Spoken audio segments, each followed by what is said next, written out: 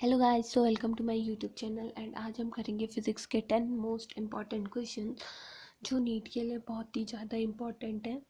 सो start करते हैं question number first से। The half life period of two elements are the 40 minute and the 20 minute respectively.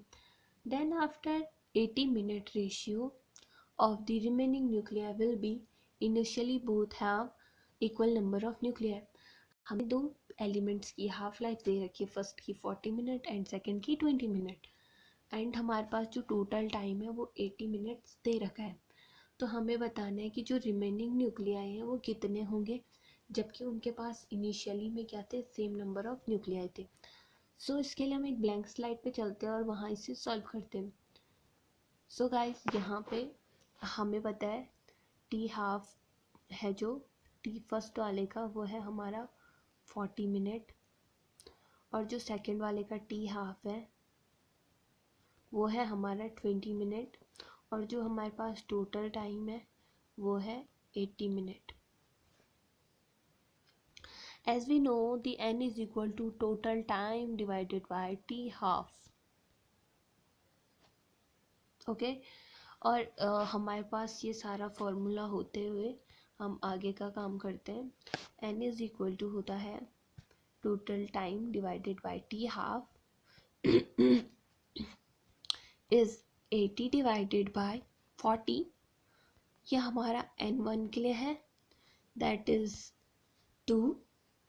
n1 हमारा 2 आया, same as the n2 is the 80 divided by 20, that is 4। So guys, हमारे पास n1 और n2 दोनों आ चुके हैं। n1 is equal to आया 2 और n2 इज इक्वल टू आया 4। एक guys, number of remaining nuclei का एक फॉर्मूला होता है, n is equal to n0/2 की पावर n। जहाँ पे हमारे n0 होते हैं इनिशियली जो न्यूक्लियाई का नंबर होता है वो होता है, और na हमारा रिमेनिंग न्यूक्लियाई होता है आफ्टर द टाइम। सो हम फॉर्मूले में रखेंगे na is equal to n0/2 की power n। So n is equal to हमारे पहले वाली न्यूक्लियाई के पास 1/2 की पावर, इनिशियली तो सेम थे तो इसलिए हमने n0 को हटा दिया और 1 रख दिया उसकी जगह, और उसकी पावर 2 कर दी। और nb के लिए हमने सेम किया, इज 1/2 की पावर 4। हम इसे सॉल्व करेंगे तो हमारे पास कुछ ऐसा आएगा, 16 डिवाइडेड बाय 4। सो जो हमारे पास रेशियो आएगा वो रेशियो होगा 4:1। इसे सॉल्व करेंगे तो, और जो हमारा जो राइट आंसर है वो है option A is the 4:1। Next question की ओर चलते हैं। If x is equal to 3 - 4t² - t की power 3, then work done is first 4 second will be the mass of particle is 3 ग्राम। सो इसके लिए भी इसे सॉल्व करने के लिए हम ब्लैंक स्लाइड पे चलते हैं।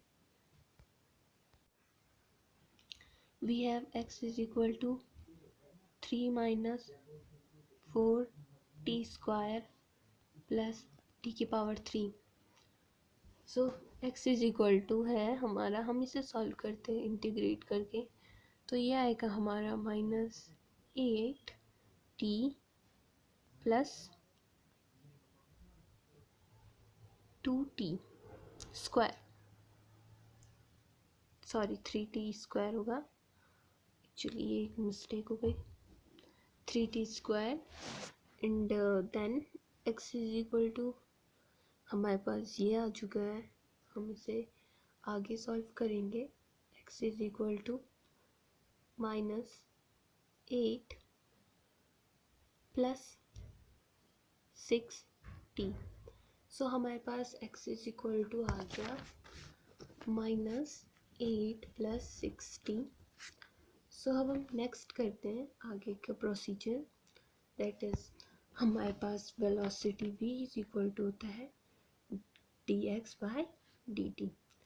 जो हमारे पास first v is equal to t is equal to at zero पे, t is equal to at zero पे हमारी वेलोसिटी ही v क्या होगी, ज़ीरो ही होगी। And v at D T is equal to 4 second हम उस फॉर्मूले में रखेंगे जो हमें मिला है x is equal to -8 plus 6t का। इसमें रखने में हमें सॉल्व करके मिलेगा इस x is equal v is equal to 16। Okay, अब हमारे पास v इज इक्वल टू आ चुका है v is equal to 16, m is equal to ये हमें क्वेश्चन में दे रखा था 3 इंटू 10⁻⁻3, ये किलोग्राम में चेंज किया है, ग्राम में था। और v आ गया, m आ गया, और हमारे पास वर्क डन निकालना है। सो हमें पता है work done is equal to होता है change in kinetic energy. So start करते हैं। Work done is equal to half m हमारा है 3 इंटू 10⁻⁻3 इस दी v स्क्वायर होता है, तो v square is into 16 into 16 और माइनस जो हमारी इनिशियल काइनेटिक एनर्जी थी वो थी हमारी इनिशियल में काइनेटिक एनर्जी ज़ीरो थी। सो गाइस हम इस सब को सॉल्व करेंगे तो हमारे पास आंसर आएगा 384 मिली जूल, जो कि हमारा राइट आंसर है।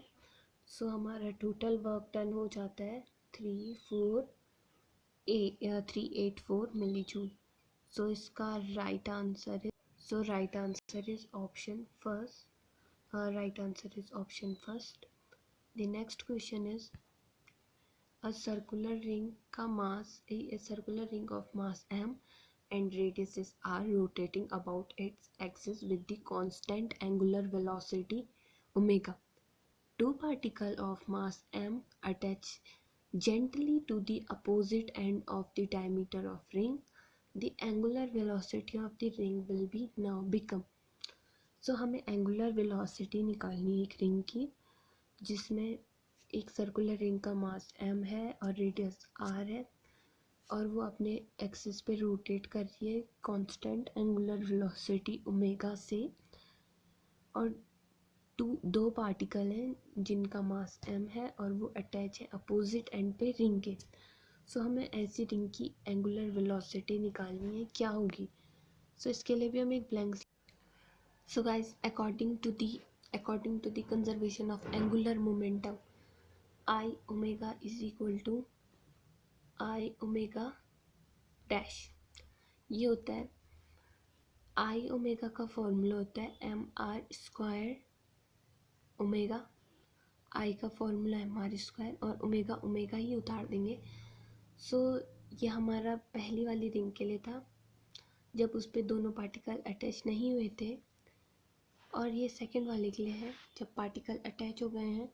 फर्स्ट का mass is M R square plus second वाले मास का 2m था और ये आर स्क्वायर और इंटू ओमेगा डैश हम इसके साथ लिख देंगे। सो नेक्स्ट इज हमारे पास फॉर्मूला आ जाता है एम आर स्क्वायर ओमेगा। ये हमारे पास पूरी एक इक्वेशन बन जाती है, is M R square plus 2mr square into omega dash. So guys ये हमें ओमेगा डैश ही निकालना है, तो इसके लिए ये सिंपल सा formula is omega dash is equal to R से ये आर हम इसमें से कॉमन बाहर निकालेंगे तो ये आर कैंसिल हो जाएंगे। सो हमारे पास आ जाएगा M omega divided by M plus 2m। So ये गाइस हमारा फाइनल आंसर है ओमेगा डैश, जो कि एंगुलर वेलोसिटी है रिंग की। So right answer, so guys इसका राइट आंसर है is option first is M omega divided by M plus 2m। Sorry ये वाला नहीं, फर्स्ट नहीं है, थर्ड है।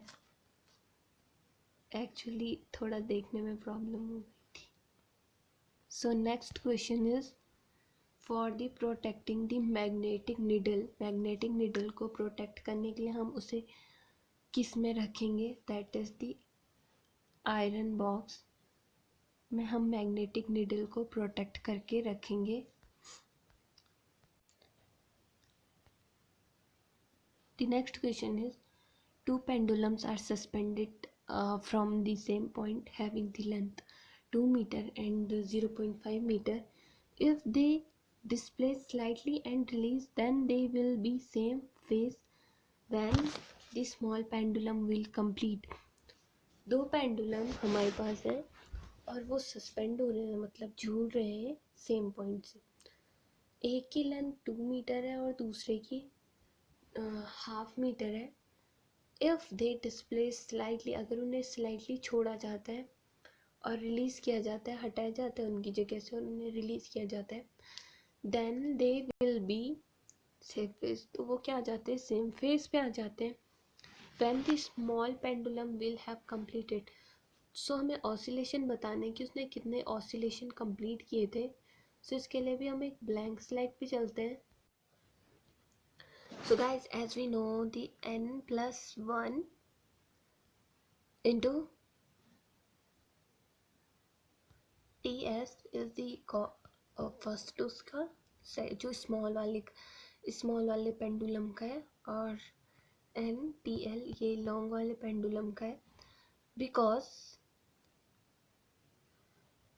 T tension is directly proportional to root of L, ये हमें पता होना चाहिए। ये फॉर्मूला है जो छोटा वाला है और ये छोटे वाले पेंडुलम के लिए और ये बड़े वाले पेंडुलम के लिए।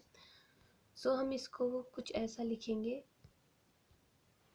n plus 1 divided by n is equal to under root हमारा स्मॉल एल लॉन्ग वाली लेंथ पेंडुलम के लिए डिवाइडेड बाय इस लेंथ ऑफ स्मॉल वाला पेंडुलम।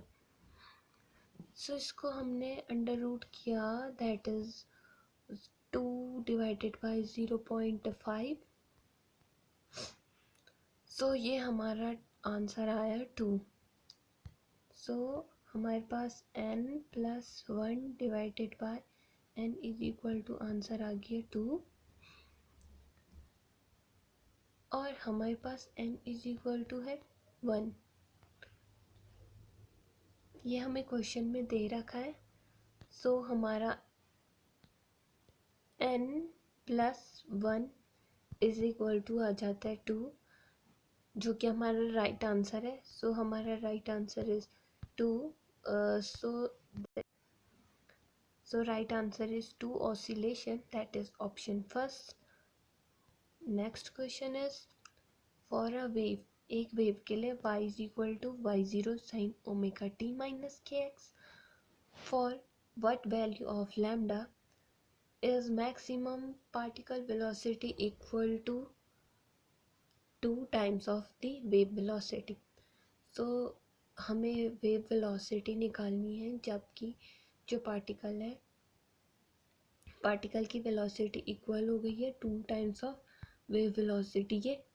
सो इसके लिए हम एक ब्लैंक पेज पे जाते हैं। Next question is the following logic gate is, ये लॉजिक गेट बताना है कि ये हमें कौन सा गेट दे रखा है। सो गाइज अगर आप यहाँ पे ये वाला साइन देखते हैं, that is the sign of not. आप इस साइन को देखेंगे तो ये हो जाएगा नॉट गेट, और ये बाकी का गेट है, ये हमारा है एंड गेट। सो एंड गेट का ये साइन है और आगे से ये नॉट है, तो ये हमारा क्या हो जाता है, एन एंड गेट हो जाता है। इसमें आपको ये एंड गेट के लिए x into Y is the 0 0 0 0 0 0 1, इसकी ये टेबल होती है 0 1 0 1 0 0 एंड 1 1 इज 1। और अब हमें इसे नॉट में चेंज करना है, तो 0 का 1 0 का 1 0 का 1 एंड 1 का 0, that is the NAND gate. So right answer is option 2 is the NAND gate. Next question so guys, the following table is for which logic gate. ये टेबल दे रखी है और ये पूछा गया हमें कि ये कौन सी टेबल बताती है. So guys 0 0 1. सो गाइज ये भी हमारी NAND की टेबल है. सो दैट इज 0 0 का होता है हमारा जो इनपुट है वो 0 0 का यहाँ पे हमारा आउटपुट आएगा 0. और इसका उल्टा ये हमारा नॉट, ये हमारा यहाँ से यहाँ तक एंड गेट है और इसके बाद ये आ जाता है नॉट गेट. सो 0 0 0 0 1 0 0 1 0 1 1 1. सो इसका नॉट बनाएंगे तो 0 का 1 0 का 1 0 का 1 एंड 1 का 0. सो ये का इस हमारा NAND गेट है. नेक्स्ट क्वेश्चन इज अब बोरोन हैज़ 2 आइसोटोप. बोरोन के पास 2 आइसोटोप हैं. एक है B5 5B10 and 5B11.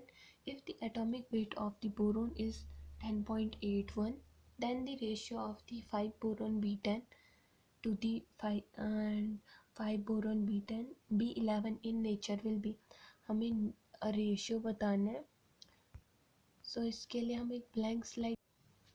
So guys हमें 5B10 एंड 5B11 का रेशियो निकालना है जिसका हमें एवरेज वेट दे रखा है इज दी 10.81. 10.81 दे रखा है.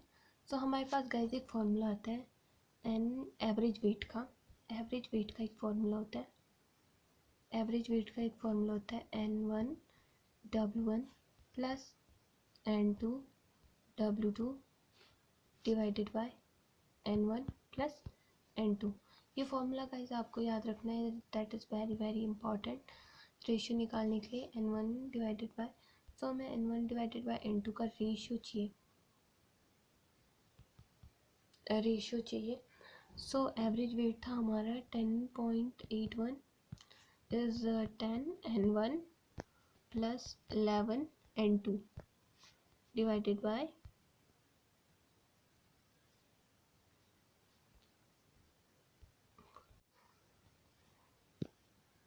is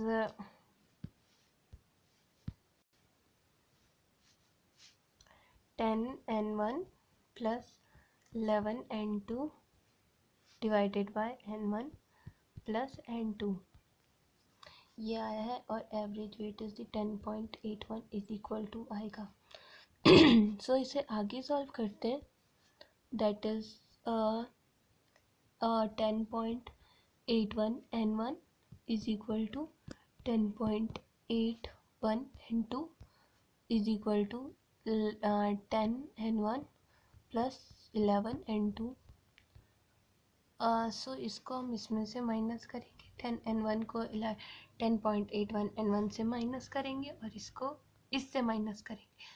सो ये हमारे पास आंसर आएगा 0.81 फर्स्ट वाले का एंड N1 एंड 0.19 N2. सो ये हमारा